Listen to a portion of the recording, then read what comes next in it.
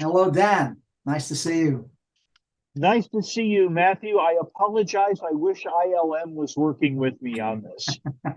We were wondering, evidently you were popping in and out of view, but you're fully visible and audible now.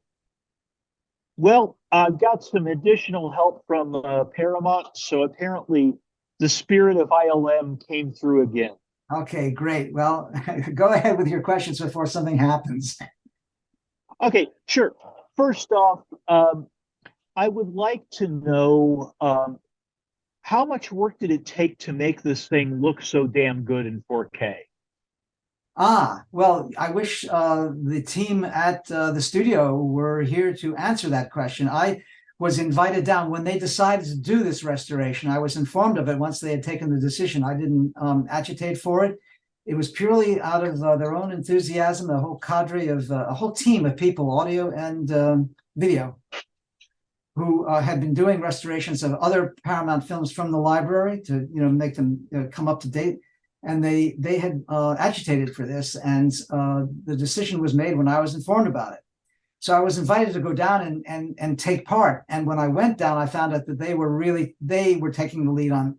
They already knew what had to be done, and there was a lot of work that had to be done because when the film was released over 40 years ago for the big screen, it really looked good. And when it was then thereafter transferred to VHS tape and DVDs, it really was a subpar mechanical process. I don't know who, if anyone, or a robot was responsible, but it was just so murky and fuzzy and grainy and third rate. It was unviewable. I couldn't watch it. And so it was a tremendous surprise when they called me to say this was underway. And it's my understanding, I can't really answer technically everything that they were able to do, but the equipment they had, and when I was witness to the alterations that were being made, it was very much in the spirit of the bleeding edge of today's technology, about getting rid of the matte lines, getting rid of all the grain and the night skies, of seeing deeper into the shadows, even finding detail in the highlights. So we're talking about the video editing at the maximal level, and they did a beautiful job. Well, one of the things I liked about this film, seeing it for the first time, and since I caught it on cable as a kid, was that one, it seems to have aged a lot better because you've got strong female characters. Yeah, that was a very big element of the story. And in today's journalistic world of gender transition and all the rest of it, I've been asked about it too. I wish I could say I was being prophetic in some way, but it was part of the story that we needed to put in there, and it seemed to have its own logic at the time. But when it came to casting of the late, great Caitlin Clarke, we cast her because we felt that she could but first of all, as you just mentioned, she had a lot of presence on the screen. She really was a very arresting figure on screen, but she also could be very convincing in both sexual roles. I mean, as a male and then as a female. Yeah, well, also, and I like the fact that you have this princess who, when she discovers that she got a deal that was pretty similar to what a lot of rich kids got with the draft here in the States. Great. Yes. She ended up having the courage to do what her father never could do. Yes, Chloe Solomon. That was when we were in film school at USC, all of us, we were very much tyrannized by the fact that there was a lottery, and they were drawing.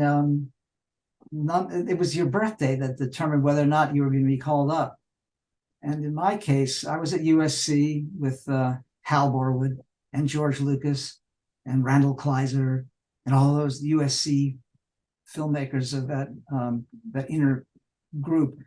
And my birthday came up number 9. I was very much in danger of being drafted. And I was under considerable tension for a few weeks, waiting for my birthday, and my birthday occurred when I turned 26. And that saved me from that particular moment. So yeah.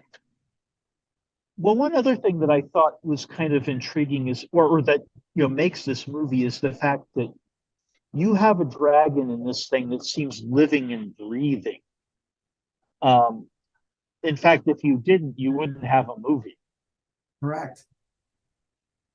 Well, I mean, it's funny is at the time, ILM, they were really great at making spaceships, but they weren't known for being a creature shop. They weren't. They had not done it. And Phil Tippett was more than ready to oblige when we walked in with Dragonslayer. Well, we wrote Dragonslayer hoping that ILM, well, assuming actually that ILM was going to do it, because we were connected. We weren't part of Lucasfilm, but we were first cousins, so to speak. We were family, and they were eager, I think, all of them, to take it on, to get out of those star fields and ships and get into another world. So yeah, that was a Phil has a lot to say about this, and then they had come up with go motion for some elements. Yeah. The first movie, Empire Strikes Back, had a little bit of go motion in it. Yeah. But then they employed it to wonderful effect with our dragon, and they got an Academy Award nomination for the technology, the pre-digital achievement that brought that thing to life. Well, one of the things your career has brought you with,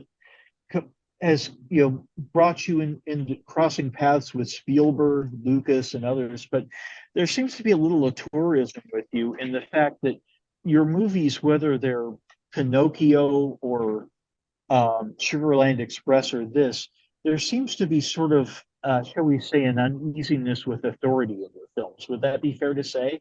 Uneasiness with authority, yes. Yes. I was asked earlier today about writing versus directing, and my favorite part of directing was working with the actors, bringing what I had written to life with the actors. But my least favorite part of directing was the interaction with the studios when in the post-production, when there's a kind of vulnerability when the movie is cut together, or first cut, and things are starting, and suddenly they're looking over your shoulder in a very different way. They've seen dailies, but they're uncertain. There's the authorities.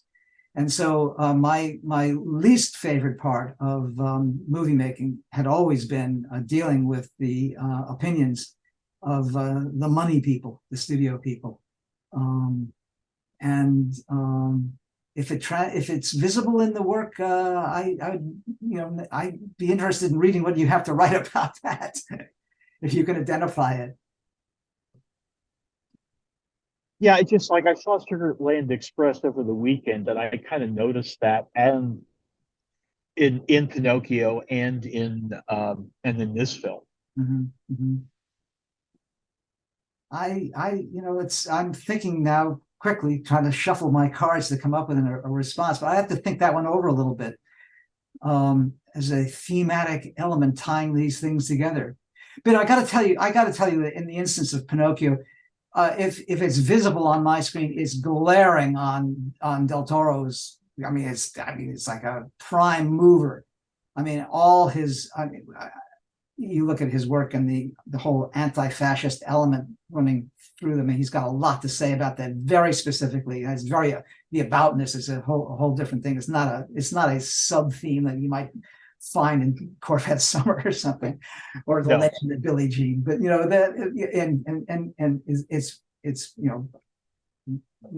have to tell you that about Del Toro. Yeah. Oh, absolutely. But anyway, thank you for making a movie that I could still love as a grown-up. I'm glad you did. It really is. I'm so pleased that people are getting to see it the way it should be seen. I never thought I'd be saying something like this. And so do you think this new format really does allow folks to finally get to see it in its proper? Oh yeah. I mean, apart from, getting out one of the 70 millimeter prints and seeing it on a big screen, yeah, this is, I mean, my grandchildren are too little to see it. It'll freak them out, but everybody else can watch it and see. It's not even an approximate. This is really, especially with people with these nice, big, OLED TVs that they've got now and sound bars, surrounds. This is perfect territory for viewing Dragonslayer in its current format. Thanks to the studio. I don't know who could have come up with the idea of surprising me with this, but I never saw this day coming.